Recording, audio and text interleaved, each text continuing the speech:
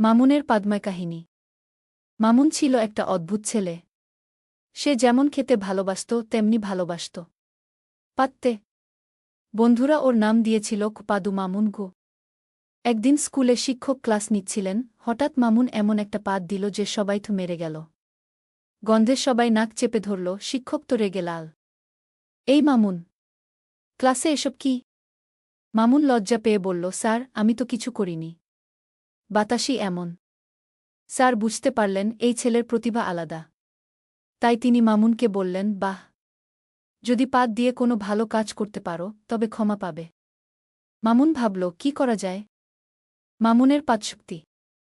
একদিন শহরে এক চোর ধরা পড়ল, কিন্তু সে পালিয়ে যাচ্ছে। পুলিশ দৌড়ে ধরতে পারছে না।